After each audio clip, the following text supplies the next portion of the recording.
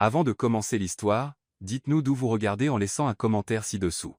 Si vous appréciez cette vidéo, n'oubliez pas de liker et de vous abonner. Passez une merveilleuse journée.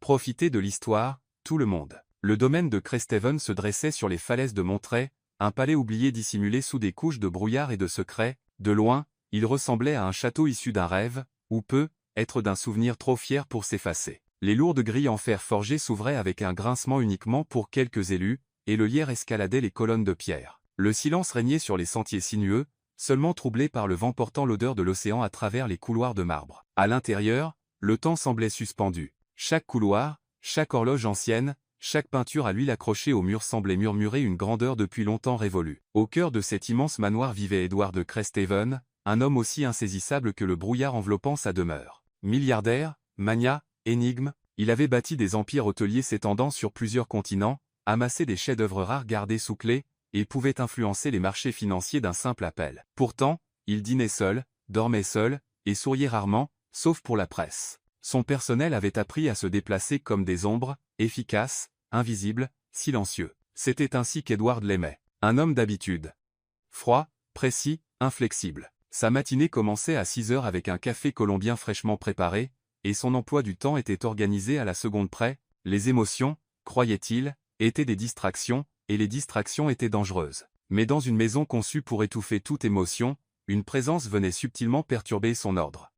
Clara Bennett, simple femme de ménage, du moins en apparence, elle arrivait tôt chaque jour, portant les mêmes baskets usées et attachant ses cheveux en un chignon lâche qui se défaisait toujours d'ici midi. Elle transportait ses produits de nettoyage comme un soldat porte son armure, discrètement, consciencieusement. Son uniforme était toujours impeccable, même quand le monde autour d'elle ne l'était pas. Elle ne parlait que lorsqu'on lui adressait la parole, ne s'arrêtait que sur instruction, et ne se plaignait jamais, même lorsque ses mains rougissaient à force de frotter les poignets en laiton en hiver. Pourtant, il y avait autre chose en elle, quelque chose qui ne pouvait être défini par son travail ou son silence. C'était dans la manière dont ses doigts s'attardaient une fraction de seconde de plus sur le bord des objets, dans la façon dont elle redressait un tableau de travers, non parce que c'était requis, mais parce que cela la dérangeait, dans la pause qu'elle marquait devant le grand piano du salon, ses yeux s'adoucissant comme si elle entendait une musique que personne d'autre ne se souvenait. Edward le remarquait. Il ne l'admettrait jamais, pas même à lui-même, mais il remarquait la lumière dans ses yeux quand elle pensait que personne ne regardait. Il remarquait sa démarche,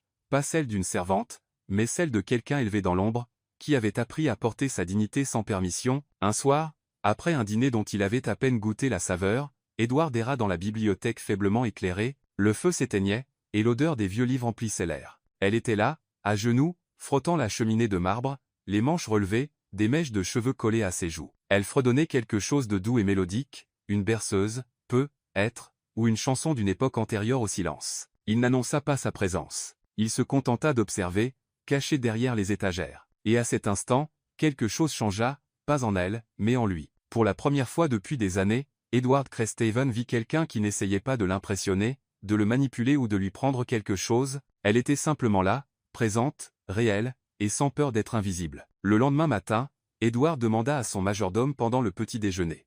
Quel est le nom de la fille qui nettoie l'aile? La question, bien que simple, laissa le majordome perplexe. Clara Bennett, monsieur. Il hocha la tête une fois. Ah non. Il resta sur ses lèvres plus longtemps qu'il n'aurait dû. Clara. Les jours passèrent, puis les semaines, et il commença à remarquer davantage. L'odeur de citron après qu'elle avait nettoyé, le léger fredonnement qu'elle laissait derrière elle comme une trace de son âme. La manière dont elle manipulait les cristaux du vieux lustre, comme si chacun était sacré, son silence n'était pas un vide. C'était de la résilience. Sa présence n'était pas de l'invisibilité.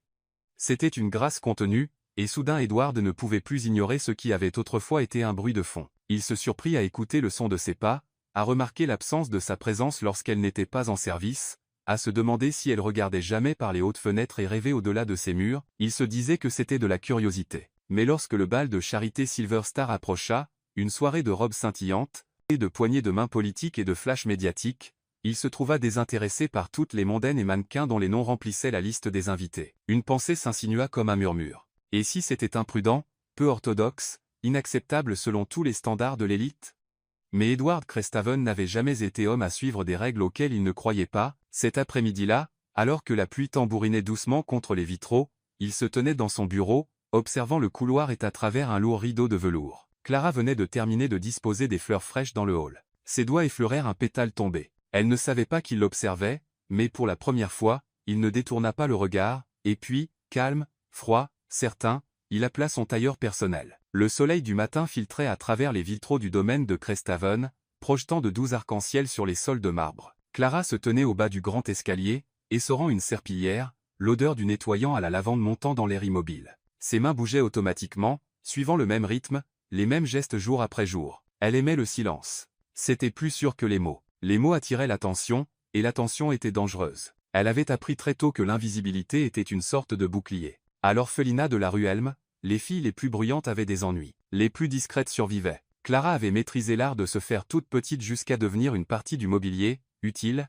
silencieuse, oubliée. Mais ce matin-là, quelque chose semblait différent. Le majordome, toujours composé, toujours impénétrable, s'approcha d'elle alors qu'elle pliait le chiffon de nettoyage dans le chariot à linge. Il s'éclaircit la gorge. « Mademoiselle Bennet, dit-il avec raideur, Monsieur Cresthaven souhaite vous voir dans le salon immédiatement. » Clara cligna les yeux. Elle avait du mal à entendre. « Le salon ? Moi ?» Elle hésita, jetant un coup d'œil à son uniforme, simple, fonctionnel, avec une légère tache d'eau de javel sur l'ourlet. Ses paumes étaient encore humides. Elle sentait le citron et le savon pour sol. « Maintenant ?» demanda-t-elle, la voix faible. « Maintenant ?» répéta le majordome, son regard ne laissant place à aucune question. Son cœur battait irrégulièrement alors qu'elle traversait le couloir. Chaque pas résonnait plus fort qu'il n'aurait dû. Elle passa devant des portraits de Cresthaven disparus depuis longtemps, des visages sévères la regardant de haut comme si elle n'avait pas sa place. Lorsqu'elle atteignit le salon, la porte était déjà ouverte. Edward Cresthaven se tenait près de la cheminée, une main dans la poche, l'autre tenant un verre d'eau en cristal. Il ne leva pas les yeux tout de suite. Le feu projetait une lueur dorée sur son profil acéré et indéchiffrable. Elle s'arrêta juste à l'entrée. « Monsieur !» Il se tourna lentement, son regard se posant sur elle comme un poids. Il y eut une pause, un silence gênant chargé de quelque chose qu'elle ne pouvait nommer. Puis il parla. « J'ai besoin que vous veniez avec moi demain soir. » Clara cligna les yeux. « Venir avec vous, monsieur ? Au bal de Charité Silver Star ?» Les mots restèrent suspendus dans l'air, lourds et inattendus. Elle faillit rire, pensant que c'était une erreur, un test. Mais l'expression d'Edward resta calme, ni amusée, ni cruelle, juste absolue. « Je ne comprends pas, » murmura-t-elle. « Vous n'avez pas à comprendre. Soyez prête à 19 heures. » Elle ouvrit la bouche pour protester, mais rien ne sortit. Que pouvait-elle dire? Qu'elle n'avait rien apporté. Qu'elle n'avait pas sa place dans une salle de bal, que les gens comme elle n'étaient pas faits pour être vus, seulement utilisés. Au lieu de cela, elle hocha légèrement la tête. « Oui, monsieur », et tourna les talons pour partir. Ses jambes tremblaient alors qu'elle traversait le couloir, descendait les escaliers, jusqu'à l'aile des domestiques. Ce n'est qu'une fois la lourde porte de la cuisine refermée derrière elle qu'elle lâcha le manche de la serpillière et pressa ses deux paumes contre le métal froid. Il ne pouvait pas être sérieux. Mais lorsqu'elle retourna dans ses quartiers ce soir-là, une longue boîte était posée sur son lit. À l'intérieur se trouvait une robe de la couleur de minuit, scintillant de petites perles de cristal comme des étoiles dans un ciel infini. À côté, une note manuscrite en cursive soignée, portait ceci. « Personne ne peut détourner les yeux de ceux qui osent être vus. » Ici, Clara la fixa longuement. Elle n'avait jamais porté quelque chose comme ça. Elle n'avait jamais possédé quelque chose comme ça. Le tissu était incroyablement doux, la coupe précise. Ce n'était pas une robe. C'était une déclaration, une rébellion contre toutes les voix qui lui avaient dit qu'elle n'était pas assez. Pourtant, la peur la saisit. Et si c'était un piège? Et s'il voulait juste l'humilier? Et si, au moment où elle entrerait dans cette salle de bal, tout le monde voyait ce qu'elle était vraiment, une femme de ménage parée d'une beauté empruntée? Elle s'assit au bord du lit, les mains serrées sur ses genoux, les yeux dans le vague. Son esprit semblait light. Elle se souvenait des douches froides de l'orphelinat, de la façon dont elle serrait son livre, Le Petit Prince, comme une bouée de sauvetage. Les nuits où elle restait éveillée, murmurant pour elle-même qu'un jour quelqu'un la verrait. Était ce jour, ou juste une autre illusion? Tard dans la nuit, incapable de dormir, elle se tint pieds nus devant le miroir. La robe scintillait au clair de lune. Elle ne l'avait pas encore enfilée. Elle la regardait simplement, comme si elle craignait qu'elle ne disparaisse si elle clignait des yeux. Elle ne reconnaissait pas la fille reflétée dans la glace. Pas tout à fait, mais elle ne détourna pas le regard. Pendant ce temps, dans une autre aile de la maison, Edward était assis dans son bureau, les doigts joints sous le menton. Il n'avait dit à personne pourquoi il l'avait invité, ni à son assistant, ni à ses conseillers. Ils auraient essayé de l'en dissuader. Il lui aurait rappelé les apparences, le scandale, l'image. Mais Edward se moquait des apparences désormais. Il avait vu assez de masques pour savoir que ceux qui portaient les plus beaux cachaient souvent les secrets les plus sombres. Clara n'avait pas de masque, et cela la rendait dangereuse pour un monde bâti sur l'illusion. Alors que le feu crépitait à côté de lui, Edward s'autorisa un petit sourire, rare. Il n'avait aucune idée de ce que la soirée apporterait, mais quelque chose en lui murmurait que ce ne serait pas ordinaire. Et loin de là, Clara glissa enfin la robe sur son corps, le tissu frais contre sa peau. Elle se tint plus droite, prit une inspiration silencieuse, et tout dans sa vie commença à changer. La nuit du bal Silver Star arriva comme l'accomplissement d'une prophétie que personne n'avait vu venir. Le domaine était inhabituellement calme, le personnel instruit de rester discret. Dehors, des voitures noires glissaient le long de l'allée de pierre, les phares tranchant la brume comme des projecteurs. Le monde au-delà des grilles appartenait aux riches, aux puissants, aux intouchables, et pour la première fois, Clara Bennett y était attirée, non comme une servante, mais comme quelque chose de totalement différent. Elle se tenait dans sa chambre, regardant son reflet. La robe lui allait parfaitement, bleu nuit, sans manches, avec un décolleté délicat qui révélait juste assez, sans compromettre sa dignité. De minuscules cristaux étaient cousus dans le tissu comme des étoiles éparpillées dans un ciel privé. Ses cheveux étaient coiffés doucement, des vagues lâches glissaient derrière une oreille, révélant la ligne de son cou. Elle ne portait aucun bijou, sauf un simple bracelet en argent, qu'elle avait trouvé dans un tiroir oublié de l'aile de la buanderie des années auparavant. Elle ne savait pas à qui il appartenait, mais ce soir,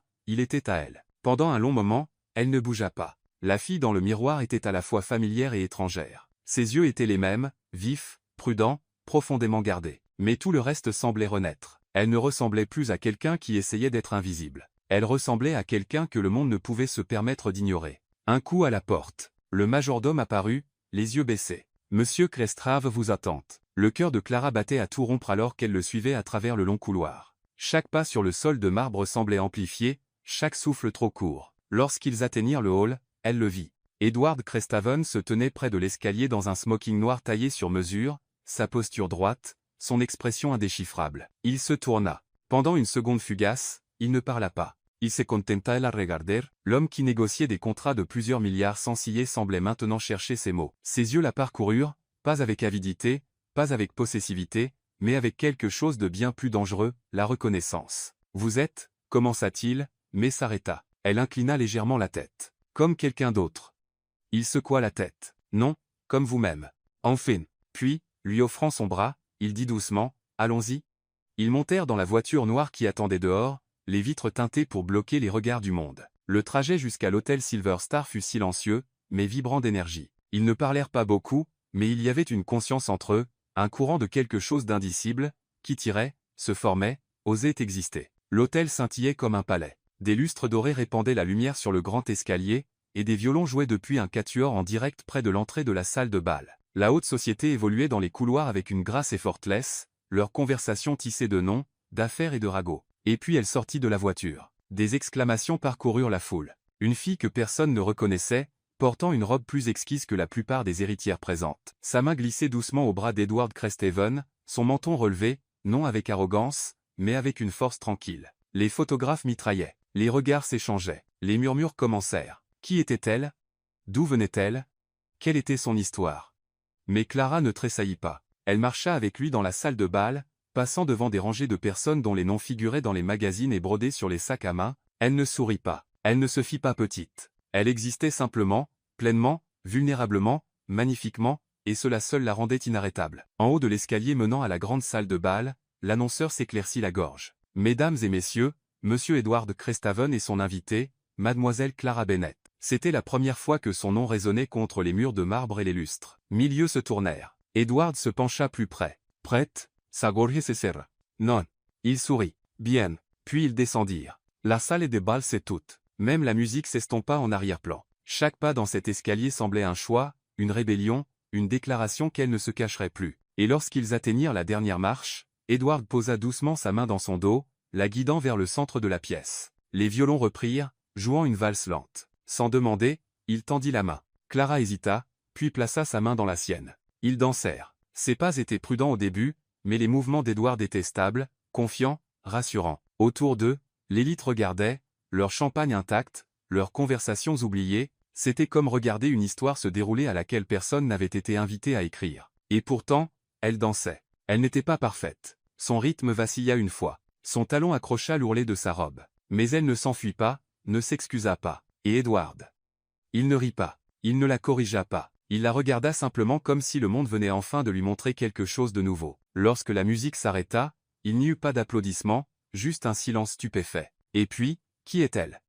Murmura quelqu'un. Elle doit être européenne, dit un autre. Aucune Américaine ne marche comme ça sauf si elle est de sang royal. Non, répondit une troisième voix, plus froide, plus tranchante. C'est une actrice, ou pire, son dernier amusement. Clara entendit tout, mais elle ne réagit pas, car pour la première fois de sa vie, elle ne survivait pas. Elle devenait. Mais tout le monde dans cette salle de bal ne célébrait pas sa transformation. Dans un coin éloigné de la pièce, sous un lustre doré, se tenait une femme en robe cramoisie, tenant une flûte de champagne avec des ongles peints comme du sang, Victoria Langley, héritière de Langley Pharmaceuticals, ancienne flamme d'Edward. Et elle s'avançait déjà vers eux. Il ne fallut pas longtemps. Dès que Clara et Edward s'éloignèrent de la piste de danse, les murmures s'enflammèrent comme une traînée de poudre dans la salle de bal, assez doux pour rester discret, assez acéré pour faire couler le sang. Elle n'avait pas sa place. Là, dessus, tout le monde était d'accord. Mais qui était-elle?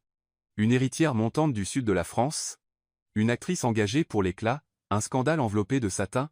Lorsqu'elle atteignit la table des rafraîchissements, une douzaine de récits avaient déjà été inventés à son sujet, chacun plus scandaleux que le précédent. Elle doit être comtesse, dit quelqu'un près du bar, sirotant un gin avec une pointe de venin. Seule la noblesse étrangère marche avec une telle assurance. Non, c'est une pionne politique, murmura une femme en robe argentée. Edward joue un jeu à long terme. C'est lié à l'accord Carver. J'ai entendu qu'elle lui a sauvé la vie une fois, être dans un accident de voiture ou à l'hôpital, quelque chose de dramatique. Vous savez comment est Edward, toujours sensible à la culpabilité. Ce n'est pas juste une cavalière. Il va l'épouser. S'il vous plaît, cette fille est une passade. On sent l'effet de nouveauté. Chaque femme dans la pièce se sentit soudain déséquilibrée, comme si Clara avait enfreint une loi tacite, et chaque homme, surtout les mariés, la regardait trop longtemps, trop ouvertement, mais tandis que l'élite spéculait, Clara traversait la salle de bal comme si rien de tout cela ne l'atteignait. Non pas qu'elle n'entendait pas.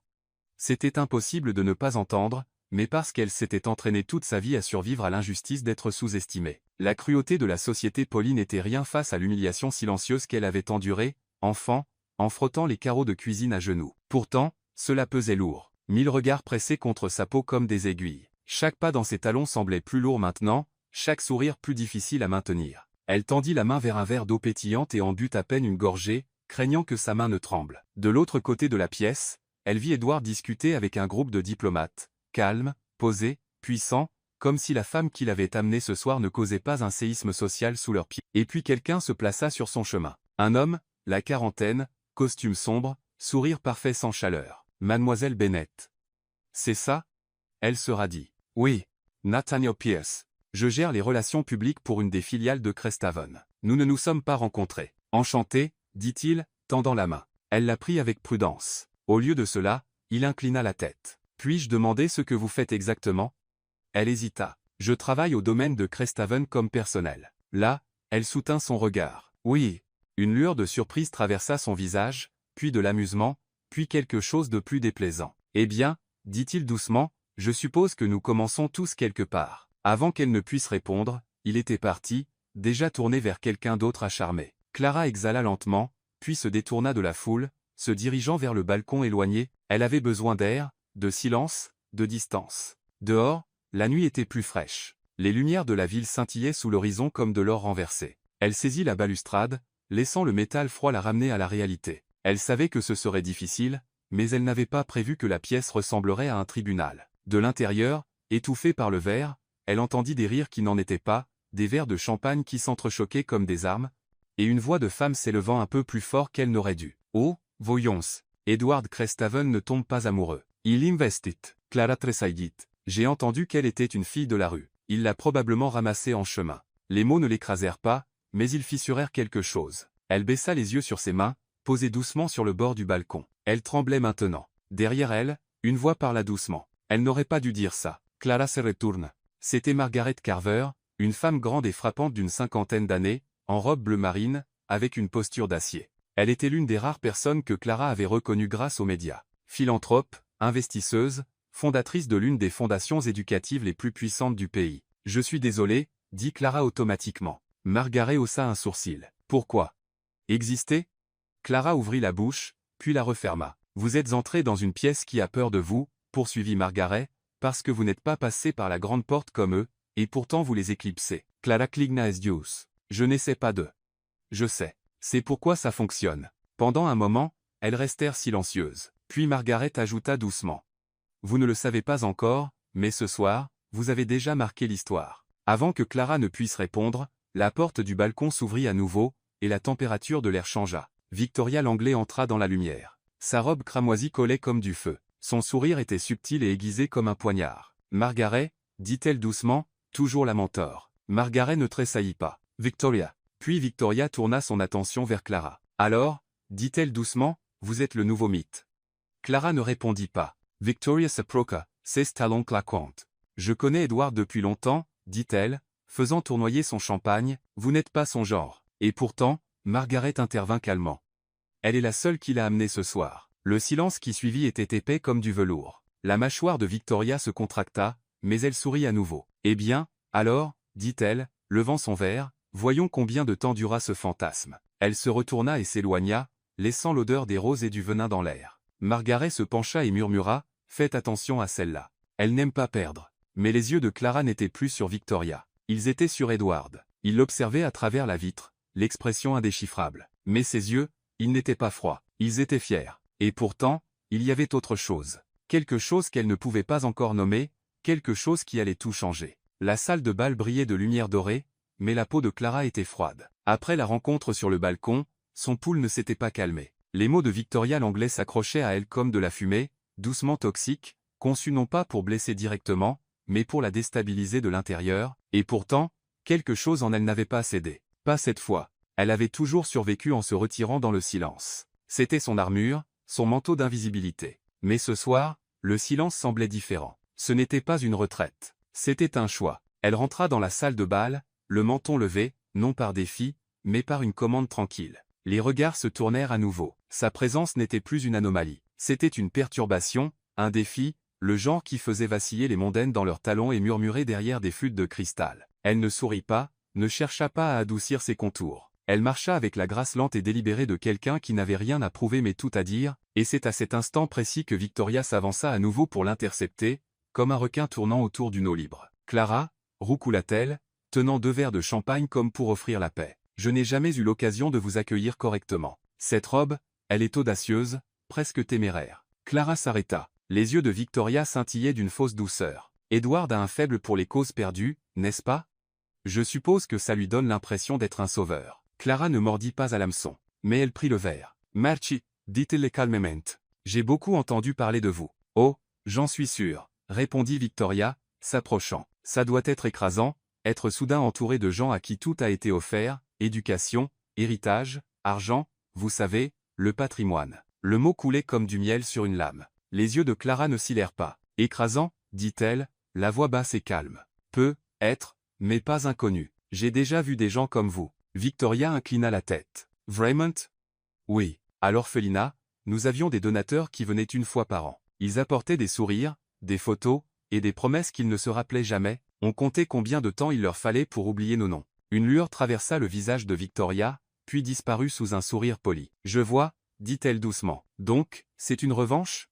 Clara se pencha légèrement. « Non, c'est une présence. » Les mots tombèrent comme un tonnerre en velours. Margaret Carver, debout à proximité, laissa les coins de sa bouche se relever, à peine, mais Victoria ne recula pas. « Vous ne resterez pas, » dit-elle froidement. « C'est un moment, pas une place. » Clara prit une gorgée lente de champagne, les yeux ne quittant jamais les siens. « Peut être, mais ce moment est à moi, et vous vous en souviendrez. » Le silence entre elles s'étira, tendu. Puis, comme si rien ne s'était passé, Clara se retourna et s'éloigna, sans tressaillir, sans se remettre en question, juste son dos à la femme qui pensait pouvoir l'écraser, et soudain, la salle de bal ne ressemblait plus à un territoire ennemi. Elle ressemblait à une scène. Derrière elle, les murmures changèrent, certains empreints d'admiration, d'autres d'inconfort. Et quelque part dans le coin droit éloigné, un journaliste connu griffonnait dans un carnet. Clara trouva son chemin vers un coin plus calme près de la galerie de tableaux. Ses doigts effleurèrent légèrement le cadre d'une œuvre impressionniste, une scène océanique, orageuse et sauvage. « Magnifique » dit une voix à côté d'elle. C'était Edward.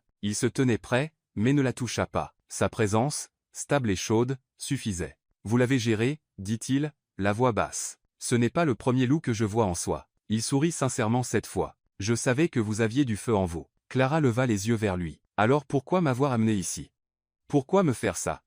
Le regard d'Edward s'adoucit. « Parce que j'avais besoin que cette pièce voie ce que je savais déjà, que le pouvoir ne vient pas de l'héritage. Il vient de la survie, du respect de soi, d'être exactement qui vous êtes, même quand le monde essaie de vous faire honte pour ça. » Clara scruta son visage, cherchant la moquerie, le calcul. Il n'y en avait pas, seulement quelque chose de stable, de fier, presque protecteur. « Est-ce que vous m'utilisez » demanda-t-elle doucement. « Non, dit-il, mais je pourrais apprendre de vous. » Elle ne répondit pas tout de suite. L'idée la déstabilisa, que quelqu'un comme lui, avec sa vie sur mesure et son pouvoir sculpté, puisse la voir comme plus qu'un spectacle, plus qu'un pari, plus qu'une femme de ménage. Elle se tourna vers le tableau. « Je ne suis pas une histoire, Edward. Je sais, dit-il, mais ils en écriront une sur vous quand même. » À cela, elle rit doucement, une seule fois, puis exhala. « Qu'ils le fassent » murmura-t-elle. Ils restèrent là en silence, mais sous ce calme, quelque chose de nouveau s'était formé entre eux, pas seulement de l'attirance, pas seulement de l'intrigue, mais de la reconnaissance.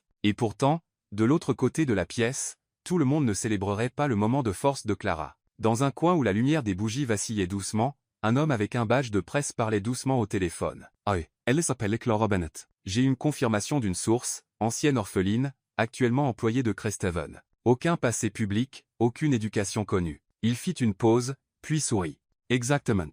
C'est le scandale parfait. Et j'ai la photo. » Il raccrocha. Et juste comme ça, le compte à rebours commença. Le bruit de la salle de bal gonfla derrière elle comme des vagues lointaines, un courant de rire, de tintements de cristal, et de charme synthétique, mais Clara s'était éloignée vers les parties plus calmes de l'hôtel maintenant, des couloirs ornés où les lustres murmuraient au lieu de rugir, et les tableaux sur les murs semblaient observer sans juger. Elle avait besoin d'espace. La confrontation avec Victoria avait laissé un tremblement sous ses côtes, pas de la peur, mais quelque chose de plus profond. De vieux échos de dévalorisation essayant de se faufiler par les fissures. Mais elle avait tenu bon. Et pour la première fois de sa vie, elle n'avait pas seulement survécu à une confrontation, elle l'avait gagnée. Pourtant, le silence l'aidait à respirer à nouveau. Elle passa devant une corde de velours qui séparait la salle de bal d'un salon privé, une pièce plus calme pour les donateurs et dignitaires qui voulaient discuter affaires plutôt que danser. Quelques hommes et femmes en costume s'attardaient près de l'entrée, sirotant du whisky vieilli, les voix basses et sérieuses. Et puis elle le vit, un homme plus âgé avec une moustache argentée et une légère boiterie, vêtu d'un uniforme de serveur. Il se déplaçait lentement, équilibrant soigneusement un plateau de verre vide. Sa posture était fatiguée, mais précise, comme quelqu'un qui avait servi toute sa vie sans rien demander en retour. Au début, Clara ne le reconnut pas, mais quelque chose dans la manière dont il inclinait la tête, la gentillesse dans ses yeux fatigués, l'attira comme un souvenir pas tout à fait retrouvé. Et puis il se tourna complètement vers elle. Le verre sur son plateau trembla. « Clara » dit-il doucement, presque effrayé d'y croire. Son cœur bandit. Elle cligna des yeux, incertaine. « Je suis désolé. Est-ce que je vous connais ?» Ses yeux se remplirent. Il avança, posant soigneusement le plateau sur une table à proximité. « C'est moi. » dit-il. « Monsieur Grayson de l'orphelinat de la rue Elm. » Et juste comme ça, les années s'effondrèrent. Elle vit tout d'un coup, le couloir à la peinture écaillée, le lit près du radiateur, le livre avec le renard sur la couverture, ses mains stabilisant les siennes alors qu'elle pleurait en silence, après qu'une autre fille eut déchiré sa seule robe. « Monsieur Grayson » souffla-t-elle. Il sourit. « Tu lisais Le Petit Prince sous l'escalier. Tu me disais que les étoiles semblaient plus proches quand il pleuvait. Je n'y ai pas pensé depuis des années. Je ne t'ai jamais oublié, dit-il. Tu étais toujours différente, plus silencieuse, observant le monde avec des questions dans les yeux. Clara s'approcha. Je pensais que vous étiez parti. J'ai été licencié, dit-il avec un haussement d'épaules triste. Coupe budgétaire. Ils ont engagé du personnel plus jeune, disaient que j'étais trop lent, mais je savais que tu t'en sortirais un jour. Je n'imaginais juste pas comme ça. Elle rit doucement, puis essuya ses yeux avant que les larmes ne ruinent son maquillage. Ce n'était pas prévu, murmura-t-elle. Il hocha la tête, jetant un coup d'œil à l'opulence autour. Ça l'est rarement. Pendant un moment, aucun ne parla. Puis M. Grayson fouilla dans sa poche et en sortit quelque chose d'usé, aux bords effilochés, à la couverture froissée. C'était Le Petit Prince. Son souffle se coupa. Vous l'avez gardé. Je l'ai trouvé dans le bac à dons après ton départ, dit-il doucement. Je pensais que tu voudrais le récupérer un jour. Clara prit le livre avec des doigts tremblants. Son nom était toujours griffonné à l'intérieur de la couverture, d'une écriture maladroite et enfantine. Savoix Sebrisa. Je prétendais être le renard. Celui qui attendait d'être apprivoisé. Et maintenant, elle leva les yeux, brillant, maintenant je pense que j'étais la rose. Il sourit, fier et silencieux. Et pendant un instant, tout le bruit, tous les ragots, tout l'éclat de la salle de bal s'effacèrent. Tout ce qui restait était le souvenir d'une petite fille qui avait autrefois été invisible au monde et de l'homme qui l'avait vue même alors. « Je suis content que tu aies trouvé ton chemin, » dit-il. Clara serra le livre contre sa poitrine. « Je le trouve encore. » Du coin du couloir, un flash jaillit. Clic. Un appareil photo. Clara se tourna, surprise. Un photographe baissa rapidement son objectif et disparut dans l'ombre avant qu'elle ne puisse voir qui c'était. Son cœur se mit à battre à nouveau. Monsieur Gresson le remarqua. « Est-ce que ça va? Je ne sais pas, murmura Chell. Quelqu'un regarde. » Il posa doucement une main sur son épaule. « Laisse-les. Tu as déjà survécu à pire. » Elle hocha la tête, exhalant lentement. Mais la chaleur du moment avait changé. Quelque chose avait bougé. En retournant vers la salle de bal, serrant le livre, ses pas étaient plus lents. Le souvenir l'avait ancré, mais l'intrusion lui avait rappelé que même la vulnérabilité pouvait être utilisée comme arme dans un monde avide de scandales. Pourtant, elle ne cacha pas le livre. Elle le tenait bien en vue. Et quand Edward la vit revenir, les yeux légèrement rouges, les épaules droites, et ce livre usé en main, il ne la questionna pas, il se contenta de s'écarter pour la laisser passer dans la pièce, comme quelqu'un qui savait que ce qui venait de se passer l'avait rendue plus forte. La salle de bal avait retrouvé son rythme, mais quelque chose avait changé. Les murmures à propos de Clara étaient toujours là. Certains empreints d'envie, d'autres de curiosité, mais maintenant, ils portaient moins de certitude. Elle n'était pas seulement restée, elle avait marché, confronté, parlé, et était revenue. Elle avait survécu à leurs regards. Clara se tenait tranquillement près d'une table de roses, traçant le bord d'un vase en cristal du bout des doigts. Le livre était toujours dans ses mains. Elle ne l'avait pas lâché depuis que M. Grayson le lui avait donné. Quelque chose dans son poids usé lui rappelait qu'elle était réelle, peu importe ce qu'il disait. Mais ce qui se passa ensuite, ni elle ni personne d'autre n'aurait pu le prévoir. Un groupe de photographes et de journalistes avait été autorisés à entrer. Ils étaient censés rester près du hall, capturant des moments polis. Un sénateur trinquant, un mannequin riant à la blague d'un PDG, la danse habituelle du statut, mais maintenant, il se tenait juste derrière le lustre principal, attendant comme si quelque chose d'important allait se produire, et puis les murmures s'arrêtèrent, car Edward Crestaven était monté sur la plateforme, il n'y avait pas d'annonce, pas de changement de musique, juste lui, droit, l'expression calme, la présence indéniable. Son smoking était élégant mais pas ostentatoire. Il ne portait ni discours,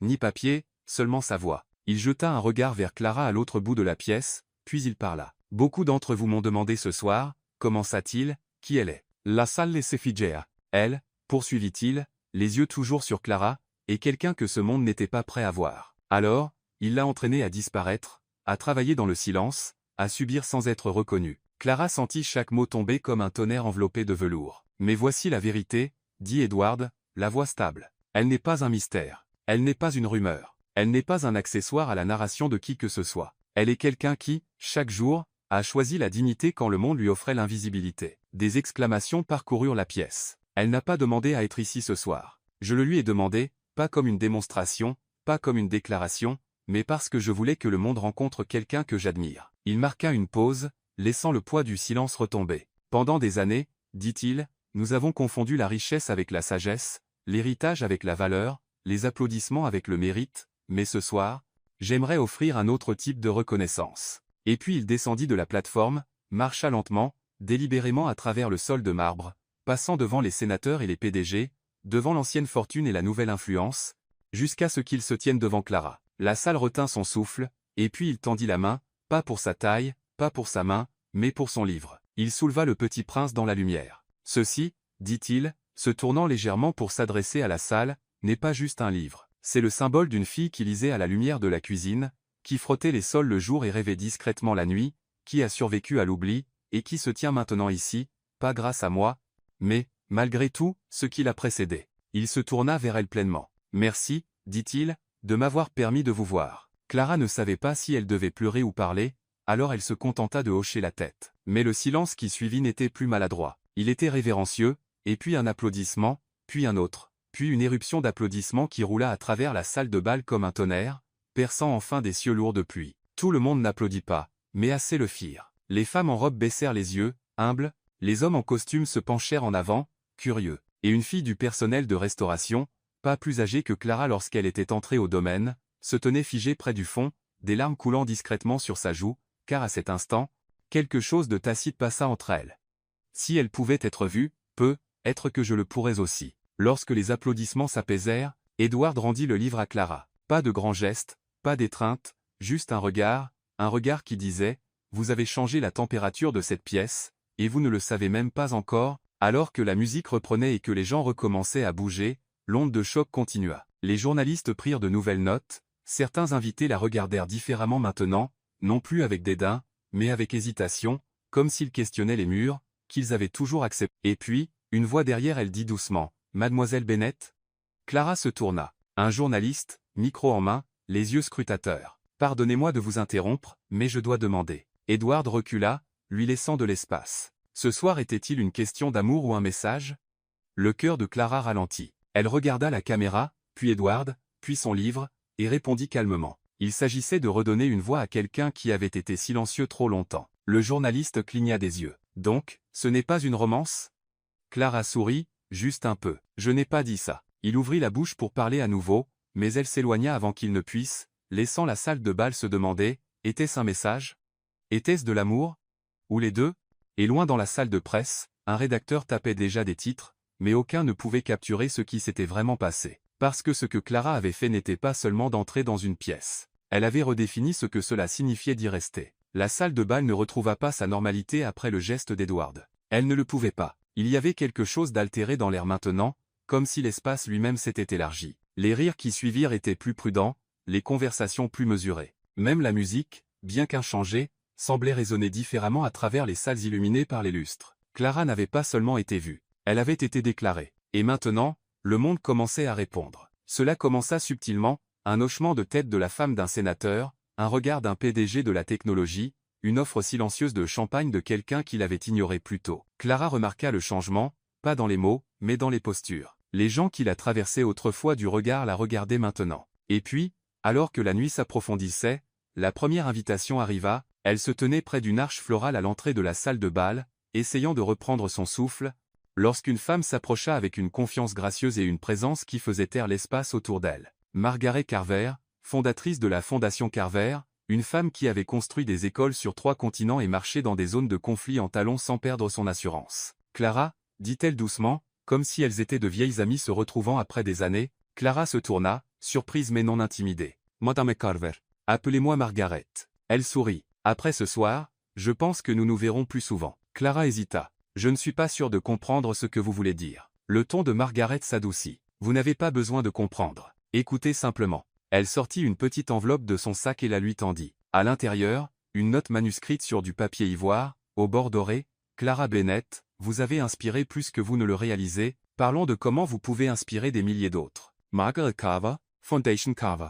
Clara la lut 2 fois. Ses doigts tremblaient légèrement. Je ne comprends pas. Dit-elle honnêtement. Je ne suis pas formée pour ce genre de choses. C'est exactement pourquoi vous comptez, répondit Margaret. Vous n'êtes pas poli. Vous êtes réel. Vous savez ce que c'est d'être ignoré, rejeté, négligé. Des filles dans tout ce pays ressentent la même chose. Et ce soir, vous avez allumé quelque chose en elles. Clara sentitza gorge se serer. Margaret se pencha. Nous n'avons pas besoin d'une autre célébrité sur nos affiches de campagne. Nous avons besoin de quelqu'un dont l'histoire fait mal. Quelqu'un qui a mérité chaque souffle qu'elle prend. Elle fit une pause. Soyez notre visage, Clara. Soyez leur voix. Et puis elle disparut, laissant la carte dans sa main et une tempête dans sa poitrine. Quelques minutes plus tard, une autre silhouette s'approcha, un homme cette fois, grand, à lunettes, avec l'énergie précise de quelqu'un qui savait que ses mots avaient du poids. Jonathan Sterling, dit-il, offrant sa main. Rédacteur en chef chez Horizon Magazine. Nous aimerions vous présenter dans notre prochain numéro. Clara, klingna eziau. Moi? Il rit doucement. Vous venez de redessiner les lignes de ce A. Quoi ressemble le pouvoir? Nous serions négligents de ne pas raconter votre histoire. Elle ne répondit pas tout de suite. Elle n'était pas prête. Sterling le remarqua. Je comprends. Prenez votre temps, mais vous n'êtes plus invisible. Et cela vient avec des invitations et des attentes. Lorsqu'il s'éloigna, Clara se sentit étourdie. Les gens la voyaient maintenant, pas seulement comme l'invité inattendu d'Edward Cresthaven, mais comme un symbole. Une possibilité, une perturbation du récit auquel ils étaient habitués. Et cela l'effrayait plus que d'être ignoré ne l'avait jamais fait. Elle s'échappa vers la galerie, ayant besoin d'air, d'espace. Derrière la sécurité d'un grand rideau de velours, elle trouva une petite fenêtre donnant sur l'horizon de la ville. En bas, les lumières scintillaient comme des promesses, froides, distantes, infinies. Elle toucha la vitre du bout des doigts. Elle n'était pas prête pour tout cela. Elle n'était pas préparée à devenir une idée. Elle était encore la fille qui pliait les draps en silence, qui avait appris à parler doucement pour que personne n'entende ses pleurs. Elle était encore l'enfant qui serrait le petit prince comme si les mots pouvaient la réchauffer. Elle apprenait encore à tenir le menton au sang tremblé à l'intérieur. Et pourtant, cette fille se tenait maintenant dans une robe valant plus que tous ses anniversaires réunis, invitée à se tenir aux côtés de ceux qui façonnaient des pays. Ça n'avait pas de sens. Elle n'était pas sûre que ça en aurait jamais. Elle se tourna vers la salle de bal et faillit percuter Edward. Il la cherchait, mais lorsqu'il vit son expression, il s'arrêta. « Vous êtes dépassé » dit-il doucement. Elle ne répondit pas, juste hocha la tête. « Ils vont tout vous demander maintenant » dit-il. Des histoires, des photos, des morceaux de vous-même que vous n'avez jamais partagés. Certains prétendront qu'ils se soucient. D'autres voudront posséder votre voix. Elle leva les yeux vers lui, grands ouverts. Alors pourquoi avez-vous commencé ça? Edward resta silencieux un moment, puis il dit, parce que votre voix n'appartient plus au silence. Et puis, plus doucement, mais c'est à vous de décider quoi en faire. Son souffle se coinça dans sa gorge. Elle ne s'attendait pas à ce que les mots suivants sortent de ses lèvres, mais ils le firent. J'ai besoin de réfléchir. Il hocha la tête. Bien. Laissez le monde attendre. Mais même en retournant dans la salle de bal, la carte de Margaret dans sa main, son nom sur les lèvres d'étranger, le feu brûlant encore dans son dos, elle savait une chose avec une certitude tranquille, quelque chose avait commencé ce soir, et qu'elle le veuille ou non, elle n'était plus juste une fille dans une robe empruntée, la fête en bas continuait de scintiller, cordes de violon, rire comme du cristal, vers s'entrechoquant comme un métronome de prétention. Mais rien de tout cela ne suivit Clara lorsqu'elle sortit sur la terrasse. La porte se referma derrière elle avec un cli doux, la coupant du monde qui l'avait engloutie entière il y a quelques heures. L'air était frais, du genre qui embrassait votre peau et murmurait que la ville en bas était vivante, pulsant avec des millions de cœurs, dont aucun ne connaissait son nom la semaine dernière. Elle s'appuya sur la balustrade de pierre, respirant la nuit froide. Ses doigts serraient toujours la carte de Margaret. Elle ne l'avait pas rangée. Une partie d'elle ne voulait pas. Le poids de celle-ci semblait trop réel. Elle essayait encore de comprendre ce que cela signifiait d'être vue. Puis elle entendit la porte s'ouvrir à nouveau. Des pas doux, pas d'urgence, pas d'annonce. Edward. Il ne parla pas tout de suite, se contentant de la rejoindre près de la balustrade, les mains dans les poches, les yeux sur l'horizon. Aucun d'eux ne regarda l'autre. Pendant un moment, ils existèrent simplement ensemble dans le silence. Puis, d'une voix plus basse que d'habitude, Edward dit, « Voulez-vous savoir pourquoi je vous ai demandé de venir ce soir ?» Clara ne répondit pas tout de suite. « Je ne suis pas sûre d'être prête à l'entendre. » Il esquissa un faible sourire. « Vous êtes plus forte que vous ne le pensez. » La ville scintillait en bas, tours et rues illuminées, comme des veines dans du marbre. Une longue pause passa entre eux avant qu'Edward ne la rompe enfin. « Je l'avais des vitres, » dit-il. Clara cligna les yeux, surprise. Elle se tourna lentement vers lui. Il continua. « Quand j'avais 15 ans, je dormais derrière une laverie pendant la semaine. Le week-end, je me faufilais sur le campus universitaire et frottais des vitres jusqu'à ce que mes mains saignent. Personne ne me demandait d'où je venais. Personne ne s'en souciait. Il exhala. J'ai volé du pain une fois dans une station-service. J'avais faim. Le propriétaire m'a attrapé. Je pensais qu'il appellerait la police. Il fit une pause. Mais il ne l'a pas fait. Clara l'observa, les yeux scrutateurs. Il m'a donné le pain et m'a dit, « Rembourse-moi quand tu pourras, et fais-en profiter quelqu'un d'autre quand tu le pourras. » Elle ne parla pas. Elle laissa le silence le tenir. « Je n'ai jamais oublié ça, » dit Edward. Quand la chaîne d'hôtels a commencé à décoller, quand le premier million a atteint le compte, je me sentais toujours comme le garçon derrière la vitre, celui que les gens traversaient du regard. Savo it. Puis un matin, je vous ai vu. Clara cligna es yeux. Moi?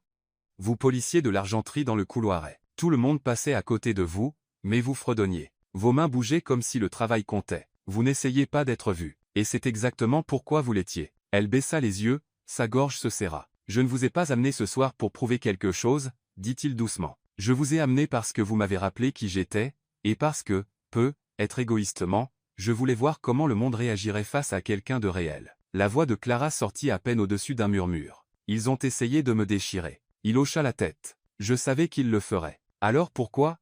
Edward se tourna pour lui faire face maintenant. Parce que quelqu'un m'a donné une chance quand je n'avais ni nom, ni costume, ni voix, et j'attends depuis des années de rendre ce moment à quelqu'un qui le méritait. Clara ne pouvait plus respirer pendant une seconde. Il s'approcha, lentement, sans intrusion. Vous ne devez d'explication à personne sur qui vous êtes, dit-il. Ni ce soir, ni jamais. Vous n'appartenez pas à leurs histoires.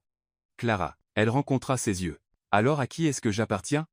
Les mots restèrent suspendus dans l'air comme une vérité fragile, et il ne se précipita pas pour répondre. Au lieu de cela, il dit, c'est à vous de décider. Un long silence suivit, et pour une fois, il n'était pas lourd, il était chaud, ils s'appuyèrent à nouveau sur la balustrade, les épaules presque se touchant, la ville s'étendait devant eux comme un miroir de qui ils avaient été et de qui ils pourraient devenir. Ayez par l'enfin. J'ai peur de ce qui vient ensuite. Bin, dit Edward. Si vous n'aviez pas peur, ça ne signifierait rien. Elle sourit faiblement, puis demanda, avez-vous jamais pensé que quelqu'un comme vous et quelqu'un comme moi se retrouveraient dans la même pièce? Il rit. Tous les jours. Et tous les jours, je l'ai ignoré. Jusqu'à maintenant. Un vent balaya la terrasse, soulevant une mèche de ses cheveux. Il tendit la main lentement, prudemment, et la glissa derrière son oreille, pas possessivement, pas dramatiquement, juste doucement. Clara ferma les yeux une seconde. Cela faisait des années que quelqu'un ne l'avait pas touchée comme si elle ne risquait pas de se briser. Elle le regarda à nouveau, pas avec suspicion, pas avec peur, mais avec quelque chose de dangereux, de l'espoir. Mais avant que l'un d'eux ne puisse parler à nouveau, une cloche lointaine sonna derrière les portes de la terrasse, un membre du personnel de la salle de bal apparut, hésitant, « Monsieur Crestaven, le directeur de la charité demande votre présence. » Edward ne détourna pas le regard d'elle, mais Clara hocha la tête. « Vous devriez y aller. » Il l'étudia une seconde de plus. « Y reviendrai. » Et alors qu'il s'éloignait, la laissant à nouveau seule avec le vent et les étoiles, elle murmura à la nuit. « Je ne suis plus la même fille qui est entrée ici. » Mais ce qu'elle ne savait pas encore, c'était que lui non plus. La salle de bal s'était à nouveau calmée, pas par dessein, mais par instinct. La soirée atteignait son crescendo final. Les donateurs avaient dansé, les accords avaient été murmurés, et les verres remplis comme une horloge, le quatuor à cordes avait adouci son tempo. Quelque part près de l'entrée, des murmures de départ avaient commencé, mais juste avant que l'événement ne se dissolve en manteau, valet et photographie à la sortie, le maître de cérémonie monta sur la scène centrale, micro en main. « Mesdames et messieurs, dit-il, ajustant sa cravate, avant de clore ce gala Silver Star de cette année, nous avons une dernière voix à entendre, une voix qui nous a rappelé ce soir ce que cet événement est véritablement destiné à honorer. » Quelques personnes haussèrent les sourcils, d'autres se penchèrent, curieux. « Dans un monde qui parle trop et écoute trop peu, poursuivit l'hôte, quelqu'un a choisi de se tenir dans le silence et nous a tous émus. » Il fit une pause, souriant vers le bord de la salle de bal. « Mademoiselle Clara Bennett, voulez-vous nous rejoindre ?» Des exclamations. La moitié des invités tournèrent la tête. L'autre moitié se figea simplement. Clara était assise près du mur latéral, à demi ombragée sous un applique de cristal. Son souffle se coinça dans sa poitrine alors que le projecteur se tournait doucement vers elle. Il y eut une longue pause, un battement d'incertitude, mais elle se leva, pas rapidement, pas théâtralement, mais avec calme, avec résolution. Elle avança, passant devant les diamants et les smokings, devant les gens qui avaient murmuré à son sujet, l'avaient rejetée, l'avaient crainte, et lorsqu'elle monta sur la petite scène, il n'y avait ni pupitre, ni note, juste elle. Nue, élégante, vue. Elle prit le micro et les regarda. « Je n'ai pas de discours préparé, » commença-t-elle, sa voix douce mais inébranlable. « Je ne savais pas que je serais ici. Honnêtement, je n'étais pas censé être à cet événement du tout. » Quelques rires polis. Elle sourit faiblement. « Je suis venue ce soir parce que quelqu'un m'a demandé d'arrêter de me cacher, parce que quelqu'un croyait que le monde avait besoin d'entendre quelqu'un comme moi. Et je pense qu'il avait être raison. » La salle écouta, immobile, sans cligner des yeux. « J'ai été élevée dans un endroit où le silence était la survie, dit-elle, où l'enfant le plus bruyant était souvent le premier à être blessé, où rêver était quelque chose qu'on faisait avec des livres parce que la réalité ne laissait pas beaucoup de place à autre chose. » Elle leva le livre usé de Le Petit Prince. « Ce fut mon premier cadeau. Je l'ai trouvé dans une boîte quand j'avais 7 ans. Il m'a appris que parfois les choses les plus importantes sont invisibles à l'œil, comme la gentillesse, comme la dignité, comme la valeur de soi. » Le silence s'approfondit. On m'a appris à être petite, à être invisible, à garder la tête baissée et les mains occupées. Et pendant longtemps, j'ai fait exactement cela. Jusqu'à ce qu'un jour, quelqu'un me voie. Pas parce que j'avais demandé à être vu. Pas parce que j'avais changé qui j'étais, mais parce que j'étais exactement qui j'avais toujours été. Sa voix vacilla légèrement. J'ai frotté des sols de marbre pendant que les gens passaient par-dessus moi. J'ai plié des draps en silence pendant que les invités riaient 2 portes plus loin. J'ai existé à côté du pouvoir sans jamais être invité à le toucher. Ses yeux balayèrent la salle maintenant, courageux, clair. Mais ce soir, je me suis tenu au centre de cette salle de bal, dans cette robe, avec mon nom annoncé comme s'il avait sa place ici. Et pour la première fois de ma vie, je n'avais pas l'impression de survivre. J'avais l'impression de devenir. Le poids de ces mots s'abattit sur la pièce comme de la neige, silencieux, mais irréversible. Je ne sais pas ce que vous direz de moi demain. Poursuivit-elle. Être serais-je un titre. Être une erreur.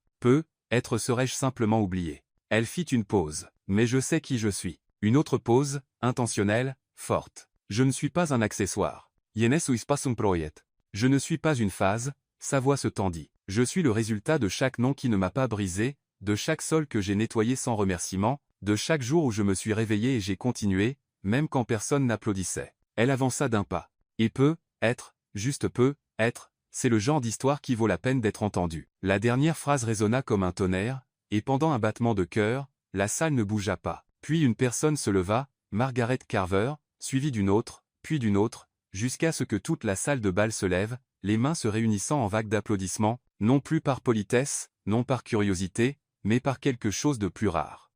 Le respect, Clara cligna les yeux. Sa gorge se gonfla. Elle ne pleura pas. Elle se contenta de hocher la tête une fois, posa le micro, et descendit de la scène. En passant devant la mer d'invités qui applaudissaient maintenant pour elle, pas pour Edward, pas pour le spectacle, mais pour elle, elle croisa ses yeux à travers la foule. Il n'applaudissait pas, mais ses mains étaient croisées, et dans son expression se trouvait quelque chose de plus profond que la fierté, une sorte d'émerveillement. Elle passa près de lui, frôlant légèrement sa manche, et pour la première fois, elle se permit de se demander, peut-être que cette nuit n'avait pas été une question de devenir quelqu'un de nouveau. Peut-être avait-il toujours été question de montrer enfin au monde qui elle était déjà. Le lendemain matin du gala commença comme n'importe quel autre, jusqu'à ce qu'il ne le soit plus. À Sept 3, le premier titre parut, Cendrillon au bal. Le discours d'une femme de ménage secoue le gala Silver Star, The Times. À 7:47, 3 autres suivirent. La fille dans la robe de minuit, qui est Clara Bennett. Horizon Magazine. De femmes de ménage à la une. Une nuit que l'élite n'oubliera pas. NY Political. L'invitée mystérieuse d'Edward Crestaven laisse les invités sans voix, Vogue Insider. À 8:30, son nom était en tendance dans 3 pays. À Dish, l'histoire avait atteint les tables de petit déjeuner à travers l'Amérique. Mais plus puissant que la tempête médiatique étaient les murmures sur le terrain, dans les salles de pause, les wagons de métro, les couloirs d'hôpitaux, les salons d'école et les appartements de mères célibataires, dans les centres communautaires, sur TikTok, et dans les coins des refuges pour femmes. Et il ne demandait pas. Qui est-elle? Il disait, elle me ressemble. Un clip vidéo du discours de Clara, d'à peine 5 minutes, circula plus vite qu'aucune campagne publicitaire ne l'avait jamais fait. Sans filtre, sans musique de fond, juste sa voix, ses yeux, sa vérité, et les gens écoutaient. Les commentaires affluaient. J'ai nettoyé des maisons pendant 14 ans. Personne n'a jamais dit que nous concions jusqu'à maintenant. Elle a exprimé tout ce que je n'ai jamais eu les mots pour dire. J'ai regardé ça dans le bus avec ma fille. Nous avons pleuré ensemble. Elle n'a pas juste marché dans cette salle de bal. Elle a enfoncé la foutue porte pour nous tous. Mais ce n'était pas seulement numérique. Dans un lycée de Détroit, une enseignante imprima son discours et l'afficha sur le mur avec la légende. Si vous vous êtes déjà senti invisible, lisez ceci. Dans un petit dîner en Oklahoma, une serveuse essuya une larme derrière le comptoir et dit à un habitué, « Elle m'a fait me sentir fier de porter ce tablier. » Et dans le sous-sol d'un refuge pour femmes vieillissant à East Harlem, quelqu'un murmura, « Si elle peut être vue, peut-être que nous pouvons être sauvés. » Pendant ce temps, Clara était assise à l'arrière d'une voiture noire roulant lentement à travers Manhattan. Elle n'avait pas dormi. Son téléphone était en mode avion. Elle ne l'avait pas ouvert depuis minuit, mais elle n'en avait pas besoin. Elle pouvait sentir le changement dans l'air, comme un verre qui s'était brisé et ne pouvait plus être reconstitué de la même manière. À côté d'elle, Edward était silencieux, respectueusement. Il avait insisté pour que le chauffeur prenne la route longue jusqu'au domaine, pas pour le confort, mais pour le temps. Elle regardait par la fenêtre, des panneaux publicitaires, des cafés, des gens vivant leur vie comme si rien n'avait changé, mais tout avait changé, et pas seulement pour elle. « Le regrettez-vous » demanda-t-il enfin. Clara ne répondit pas tout de suite. Puis, doucement. « Non, mais j'ai peur. » Il hocha la tête. « Ça veut dire que vous êtes éveillé. » Elle se tourna vers lui. « Ils vont me demander de parler après, de diriger, de représenter. Vous n'avez pas à faire tout ça, dit-il. Vous en avez déjà fait assez. C'est le problème, murmura-t-elle. Maintenant, je ne peux plus revenir en arrière. » Elle ouvrit son téléphone. Des centaines d'appels manqués, des milliers de messages, un message vocal de Margaret Carver, une douzaine de demandes d'émissions de télévision, des offres d'interview, même un message de l'assistant d'un sénateur demandant si elle envisagerait de partager son histoire devant le sous-comité du Congrès sur les femmes de la classe ouvrière. Elle le referma. C'était trop. Et pourtant, lorsqu'elle regarda son reflet dans la fenêtre, elle ne vit plus la femme de ménage du domaine de Crestaven. Elle vit une femme avec du poids, avec quelque chose à perdre. De retour au domaine, elle sortit de la voiture dans un brouillard matinal doux. L'endroit semblait le même, silencieux, doré, immobile. Mais Clara n'était plus la même. Et cela suffisait à tout changer. Dans la cuisine, le personnel la regardait comme s'il ne savait pas s'il devait parler. Elle leur fit un signe de tête, doux, mais autoritaire, pas arrogant, juste centré. Elle monta dans sa chambre, désormais appelée discrètement les quartiers de Mademoiselle Bennett, et s'assit au bord de son lit. La robe était toujours drapée sur la chaise. Le livre reposait toujours à côté de son oreiller. Elle le prit, Le Petit Prince. Une page était pliée là où elle s'était arrêtée des années auparavant. Elle l'ouvrit, Tu deviens responsable pour toujours de ce que tu as apprivoisé. Elle ferma les yeux. Il ne s'agissait pas de la célébrité ou des applaudissements. Il s'agissait de l'onde, celle qui était discrète, la réaction en chaîne invisible d'une fille vue. Et dans cette vision, faire croire aux autres qu'ils pouvaient être vus aussi. Et quelque part à travers le pays, dans une maison modeste au Nouveau-Mexique, une adolescente ferma son ordinateur après avoir regardé la vidéo. Elle se regarda dans le miroir et murmura, « Moi aussi ». Le monde ne s'arrêta pas après le gala, mais il écouta. Le silence qui avait autrefois défini Clara Bennett était maintenant remplacé par des échos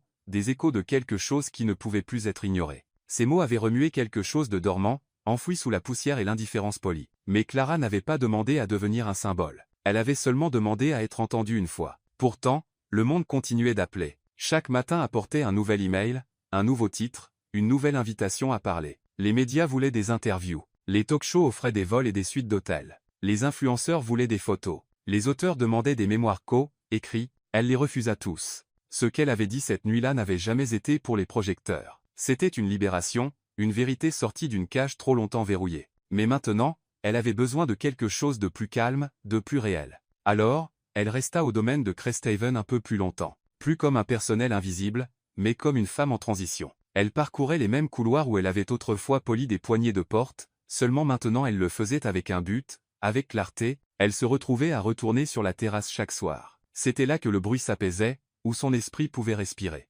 L'air était frais, les lumières du jardin vacillaient en bas, et souvent elle apportait le petit prince avec elle, pas pour lire, mais pour se souvenir. Une nuit, alors que le brouillard rampait sur la pelouse et que des klaxons lointains résonnaient depuis la ville, elle murmura à voix haute. « Je ne veux pas être un titre. » Edward était derrière elle. Elle ne l'avait pas entendu arriver. « Vous ne le serez pas, dit-il doucement, pas si vous écrivez votre propre histoire. » C'est alors que cela fit tilt. Elle ne pouvait pas retourner au silence, mais elle pouvait choisir comment utiliser sa voix. Le lendemain matin, elle rédigea une lettre. Simple, honnête, sans filtre. Il est temps de reconnaître les filles qui ont été ignorées, oubliées, réduites au silence. Il y a des millions de filles dans le monde à qui on n'a jamais dit que leur voix comptait, à qui on a appris à être silencieuse, petite, obéissante. J'étais l'une d'elles. Je ne le suis plus. Et je ne veux pas qu'elles attendent aussi longtemps que moi. Alors, je construis quelque chose, pas pour moi, pour elles. Ce fut la naissance de Écho des Ombres, une initiative populaire conçue pour trouver les filles oubliées par le monde, pour les sortir des coins, des refuges, des couloirs de service, et les amener à la lumière. Le premier événement eut lieu dans un gymnase scolaire à Queens. Pas de tapis rouge, pas de robe, juste des chaises pliantes, de la peinture écaillée, et des rangées d'adolescentes aux yeux fatigués et au cœur méfiant. Clara se tint devant elles, sans micro, sans texte préparé. Elle leur parla de la fille qui polissait l'argenterie en silence, de la nuit où elle avait descendu un escalier de marbre et failli trébucher, du moment où elle avait réalisé que son invisibilité n'était pas son identité. Elle conclut par « Vous n'avez pas besoin d'être sauvé, vous avez besoin d'être vu. Et je vous vois. » Certaines filles pleurèrent, d'autres non, mais toutes se penchèrent vers elle. De là, le mouvement grandit. À la fin du mois, il y avait des cercles de mentorat dans 5 villes. Au bout de 3 mois, 20, chaque fois que Clara entrait dans une pièce, elle posait la même question, « Qu'est-ce qu'on ne vous a jamais permis de dire ?» Elle ne corrigeait pas leur grammaire. Elle ne jugeait pas leurs histoires. Elle les laissait simplement parler. Et lentement, les ombres commencèrent à s'estomper. Le soir, elle rentrait au domaine. Plus la même fille qui vivait autrefois dans les quartiers du personnel, mais pas non plus quelqu'un de totalement nouveau, juste elle-même. Enfin, Edward restait près d'elle, sans jamais s'imposer. Il ouvrait des portes, passait des appels discrets, redirigeait l'intérêt des médias vers la mission plutôt que vers le mythe. Parfois, il s'asseyait au fond de ses sessions, écoutant simplement. Une fois, après un atelier avec des filles d'un foyer à Newark, il la prit à part. « Vous savez, dit-il doucement, il y a des gens qui construisent des empires avec de la pierre, et puis il y a ceux qui les construisent avec des morceaux brisés. » Clara les regarda. « Et moi, je suis laquelle ?» Il sourit. « Celle qui m'a appris que le second était possible. » Ce n'était pas encore une romance, mais c'était quelque chose de plus profond, du respect, une compréhension mutuelle, une connexion forgée dans le silence, bâtie dans la vérité. Un soir, une fille tendit à Clara un dessin qu'elle avait réalisé pendant une session. Il montrait une fille seule sous un réverbère, son visage à peine visible. En haut, écrit au crayon, « Merci d'avoir allumé la lumière. » Clara garda ce dessin, l'encadra à côté de son bureau. À côté, il y avait le petit prince, désormais vieilli, au coin corné, aux pages remplies de notes, un rappel que les livres pouvaient sauver, qu'une phrase pouvait changer une vie. Au fil des mois, des fresques commencèrent à apparaître dans des endroits inattendus, ruelles, gares, murs d'école. Toutes représentaient la même silhouette. Une fille debout sur un escalier, tenant un livre contre sa poitrine, les yeux tournés vers l'avant, en dessous. Nous n'avons jamais été sans voix, juste inattendus. Cela devint le symbole d'un mouvement qu'elle n'avait jamais eu l'intention de lancer. Et pourtant, elle vivait simplement, pas de voiture de luxe, pas d'attaché de presse, pas de publicité pour parfum, juste une femme avec une mission, une histoire, et enfin, un nom qui signifiait quelque chose au-delà de son absence. Car Clara Bennett n'était plus la fille derrière le rideau. Elle était celle qui l'avait tirée. Elle n'avait pas demandé la scène, ni le pouvoir. Elle voulait juste être entendue, au moins une fois, avec tout son cœur. Mais en brisant son propre silence, Clara avait donné une voix à des milliers d'autres vivants encore dans l'ombre. Parce que parfois, tout ce dont quelqu'un a besoin, c'est d'être vu.